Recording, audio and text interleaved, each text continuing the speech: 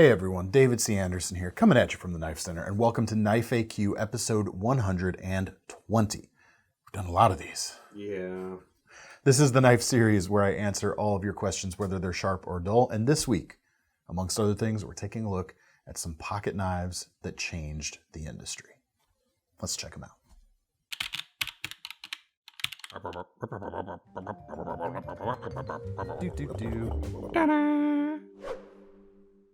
All right, so if you're new to this series, welcome. And the deal is we pull questions from our comments section below these videos to feature. So if you have a question and you would like a chance for it to be answered in a future episode, please drop it in the comments and we appreciate it very much. First question today, and our kind of headline question for today, comes from Michael Duke. Hi, David et al. I love this series. As I get deeper into the knife hobby, I'm becoming more interested in knife history, especially with regards to folders. In your learned opinion, well, which knives changed the course of the knife industry by either introducing a new innovation or popularizing a new set of features or aesthetics? Also, is there a knife you predict will chart a new course over the coming months or years? Thank you very much. Learned opinion, that's funny. Yeah. Well, to go back to the word, one of the things that I've felt so blessed and so fortunate to have experienced in this whole knife hobby and knife industry thing is meeting a lot of people who have shared so much with me, so much knowledge. And that's part of why I enjoy this series too, is I'm able to kind of spread that knowledge that I've gained as well. It's, the knife circle of life, so to speak. And there's some good historical stuff here I would like to talk about. And while I may not have met any of these people, actually, now that I think of it, I know people that knew them and have a lot of respect for those people, and those people had a lot of respect for these people. So that's what we get to talk about today. It's a pretty cool thing. What I'm going to do here, we could all, folding knives have been going back for centuries, really. But when we look at the modern industry, to me at least, right or wrong, the Buck 110 is kind of the inflection point of everything before it was kind of before it, and everything after the Buck 110 feels of the modern knife industry, the way things work now, the knife industry that you or I would recognize. This feels like the start of it. Even if it wasn't technically the start of it, it's emblematic of a time, a switchover where it feels right in any case. But let's start with the Buck 110. Iconic knife for sure.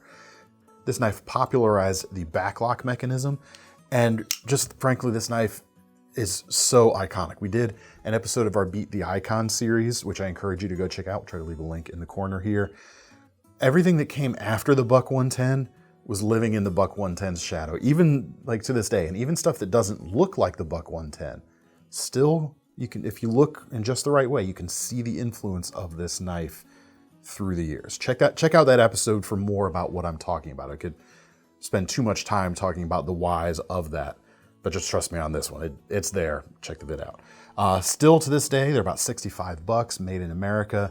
So still a relatively affordable workhorse knife, and that was part of its appeal too. Buck really marketed this as sort of a folding knife that could do the work of a fixed blade. They didn't call it a folding fixed blade, but a hardworking knife that could do the work of a fixed blade. 1964 for this knife.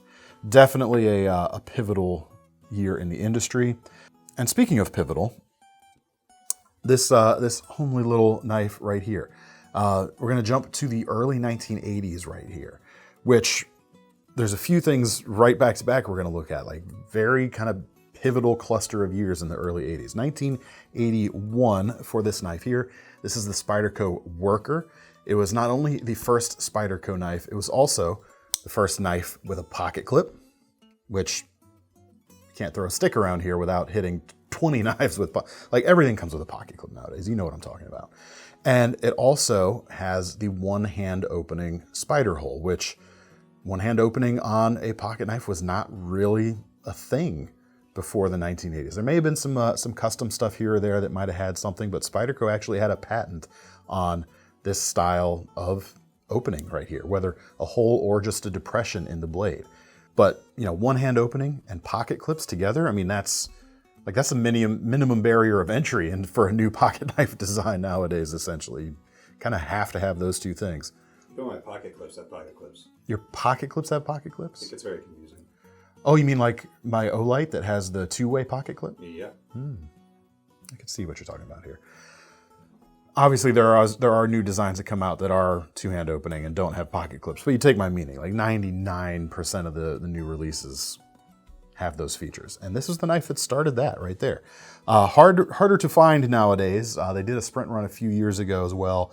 But if you want to get something similar, check out the modern Delica. Here you go. This one still has the nice protective plastic on the cover, as opposed to this old stainless steel worker right here. Has clearly seen some miles, as you can see. But this version of the Delica is a little bit over $100. The stainless steel handle construction here with no visible pins from the outside is not cheap to produce.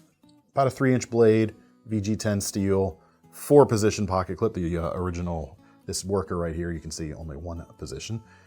But this will get you the vibes, similar vibes to the worker, and it's a little better looking, I think, than the worker was. As good of a worker as it was never a looker. Also, early 80s. Let's see, I want to say this was this was either 80 or 81 too. I didn't write the year down. Shame on me. The Gerber LST. May not look like much by today's standards, but my goodness was this revolutionary. They sold millions of this knife. It was actually based on another in-house Gerber design. And by working with Blackie Collins, extremely famous knife designer of his day, they created this kind of ultralight version of it. Now, the knife the LST was based on originally had micarta handles, more pieces in the pivot, but they were able, with Blackie's help, to bring this knife down to just 6 parts. The handle, it looks like it's 3 pieces here, but it's actually a single piece injection molded handle. That hadn't been done on a production knife before. You've got the back lock and the spring behind it, that's 3. You've got the pin right here, the pivot, and the blade. 6 pieces. Very affordable to this day. Still made in the US, $26, 420HC steel. I don't know what the original was, in fact. But this, huge influence. I mean, even Spyderco that we just talked about really embraced the injection molding as well to this day. In a way, they kind of talked about this at the time as being like the first ultralight pocket knife, which, Open L fans may disagree. But you can kind of think of this as almost the predecessor, the ancestor to the modern Benchmade bug out. Controversial opinion, perhaps, but 1.2 ounces for that knife. It's virtually nothing in the pocket. Also, early 80s, the liner lock. Michael Walker was kind of refining the liner lock, which there were locking liner type of things before, but they relied on like a slip joint back spring as part of it. But Michael Walker's new take on it eliminated that, added stop pins and all sorts of stuff like that. Not all sorts of stuff. Added stop pins and stuff that changed the way a liner lock was, and actually got a trademark on the liner lock name. I think that didn't come till about 10 years later or so. But Spyderco is a great way to experience this. You could experience a liner lock pretty much anywhere, but Spyderco makes a point of kind of crediting where credit is due, that sort of thing. And they call this the Walker liner lock on this Sage 1 right here. In fact, the Sage series was designed to kind of showcase different locking mechanisms and different technologies on the same pattern. The Sage 1 started with the liner lock right there. Very cool knife. This one right here is in Maximet steel. So it's a very expensive one, $266 for this one right here. But there's other versions as well of the Sage series. I don't think there's any other Sage 1s currently in the lineup. Could be mistaken by that, but definitely worthy of consideration in the game-changing knife history, so to speak. Next up, the evolution of the liner lock, you could say, is the frame lock, or the Reeve integral lock, as introduced by Chris Reeve Knives on the Sebenza. Not this Sebenza, this is a new Sebenza, but that frame lock, which, again, Spyderco will call it the Reeve integral lock when they put it on their models. Everyone else just calls it a frame lock. I mean, just proliferated everywhere. And the Sebenza is the knife that started it all. There you go. That was what, 1991. So it's interesting. We had kind of a 10-year jump between like the 1980 and 81 to something like this. We're also going to see another jump to the late 90s. Like I'm talking like 98 and 99 for the next 3 things we're going to look at. Interesting decades of progression, so to speak. Next big technological kind of milestone that I think about is assisted opening knives, which Blackie Collins, again, who worked with famously with Gerber for so many years and across many other things, did have a mechanism kind of in the mid-90s, but it wasn't until 1998 that Kershaw released the Random Task, which fortunately we don't have right here, but I'm gonna hold up a different knife for a moment, stick with me. It was the first production assisted opening mechanism. They called it Speed Safe. It used a torsion bar system. It was designed by Ken Onion, and it took the industry by storm. I mean, assists proliferated absolutely after that. This knife right here is the Random Leak, which is a Ken Onion design. The knife itself, the Leak, has the blade reminiscent of the Random Task, hence the Random Leak. So this not only gets you the blade shape of the original production assisted knife, it gets you a design by the designer of the original Speed Safe system, and it just gets you a cool knife as well. And this one actually has the black washed finish, which Kershaw did a lot to kind of popularize that finish as well. In fact, I think they still have the trademark on the name Black Wash.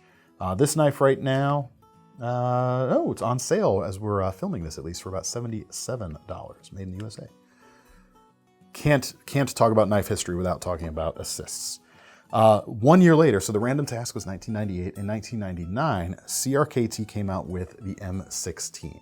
This is not the original version, but what do you see right here? That flipper tab was new, basically. There are historical examples of flipper tab-like things being used, but it wasn't until the late Kit Carson and CRKT came out with this M16 design that, again, took the world by storm. I mean, how many frame lock flippers are out there nowadays? Hundreds and thousands, basically. And they have tons of different versions available in CRKT's lineup. This is one of the newer ones with their deadbolt lock, which is pretty cool. So if you're looking for other knife historical things, having another locking mechanism is always a cool thing. This also has an assist.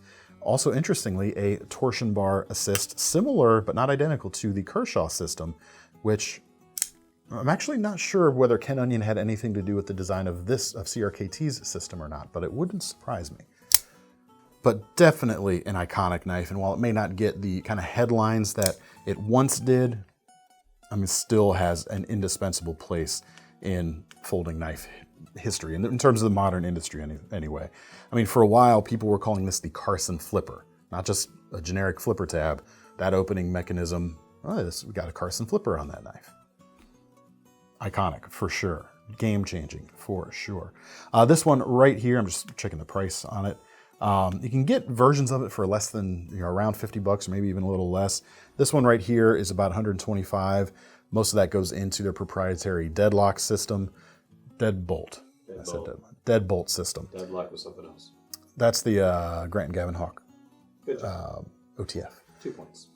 Just 2? All right, I'll take it. D2 blade, about the 3.5-inch spear point size. There are smaller versions. There are larger versions. There's Tonto blades. There's partially serrated versions. There's rescue hook versions that have a top flipper tab here with a little belt cutter. Tons of different options because it's been so successful. Next up, also from 1999, a little bit lesser known, although it did win awards at the time, the SpeedTech Synergy. There was only about 200 of them made, but it won, I think, Most Innovative Knife at Blade Show that year. Won something at Blade Show that year.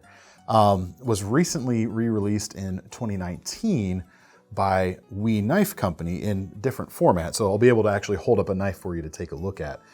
The original Synergy was a button lock knife, I believe non-flipper actually, and had a milled integral aluminum handle with some very complicated sculpting, very complicated shape going on for a production style knife. And part of that is the designer Jim O'Young designed the original Synergy completely in CAD, or in SolidWorks specifically, I think. And as far as I can tell, as far as I know, that was the first knife for a production knife company to be completely designed in a computer program like that. And nowadays, that is the standard. Like, so many things are designed from the ground up in virtual space before it sees, a production environment. Many of the Chinese OEMs and the Chinese companies like we, I think, do that quite a bit. So definitely signaled a shift in how things were done. The new version, like I said, the original was a button lock. The current versions offered by We and their budget brand subsidiary Civivi still maintain the original trailing point blade shape, but we've got integral titanium handles with a frame lock as opposed to the milled aluminum, integral aluminum. But they're a really cool shape. This is the Mini right here, but they maintain that original trailing point shape. Like I said, there's also a Tonto and a drop point available now, which weren't available on the original Synergy. But man, how cool is that coming back like that? About $300 for this one. Definitely a more premium thing, because there's a lot of machine time in that handle construction, handle shaping right there. Flip really good too. Yeah, very, very nice. That's kind of the highlights I want to say. I got a few other kind of honorable mentions here, which are a little more recent. As far as newer things that I predict are kind of heading off in a new direction, it's kind of hard to say. After about the year 2000 there, I don't see the decade jump at the 10s or the 20s after that, really, now that I think about it, which is kind of sad. Maybe we just haven't gotten far away enough. That could be. That very well could be. But also, that very well could be. But I do have some honorable mentions here. The Kaiser Gemini. I mean, I just talked about We Knife Company, and everyone nowadays knows and recognizes they make a good product. Before this knife right here, or not this one, but the titanium frame lock version of the Gemini specifically, which is a Ray Laconico design, this knife by Kaiser kind of changed so many perceptions on what a Chinese company could offer. Like it or love it, right, wrong, or indifferent. Before, there's definitely a different stigma associated with the quality of some products coming out of that country, but this knife broke down the doors for all the other companies really that followed, like We, like Artisan Cutlery, all of those guys, that showed that they could make something world class. And it still holds up to this day, for sure. This is actually a left-handed version. I'm not sure why we grabbed this one, but they make a left-handed version for some of you folks out there. Rapier Noble handles on this one too, which is also really cool. Definitely indicative of a sea change in the industry. A couple other locking mechanisms. Benchmade's Axis Lock, which is a crossbar locking mechanism, recently come out of patent, so more companies are using those now. We're seeing them start to proliferate. Originally invented by McHenry and Williams. I'm forgetting their first names right now, but they collaborated with Benchmade to do the 710 folder, which is out of production, but you could check out the 940 as a possible alternative. Also has the blade here that was the first to be called a reverse Tonto, opening up that whole can of worms. Keep your mouth shut, Mr. Thomas. I love you and everything, but no, just pipe down. And then maybe the only thing that I might be able to say is kind of charting a new course, which we've kind of seen the impact of already, is this knife right here, the Malibu flipper from ProTech. ProTech did not invent the button lock, but with this knife, they absolutely reinvigorated the genre. This knife came out and it was so satisfying in its operation. Has this smoothness, this fidgetability, which is very of the moment right now too, that once this knife became an absolute smash success, watched button lock knives pour out of other manufacturers in the next couple of years. So that definitely has had an immediate impact, but that's not even a prediction. Like, we've seen that.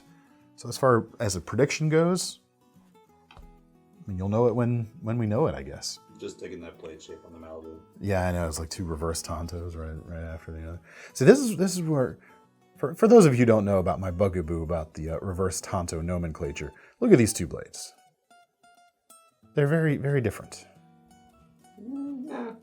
I suppose you can have very different drop points from another. But anyway, see, this is more like a clipped off sheep's foot to me. It's like a modified sheep's foot, but we call it a reverse Tonto. And the industry calls it a reverse tanto, and our website calls it a reverse tanto, so who am I to say it's not?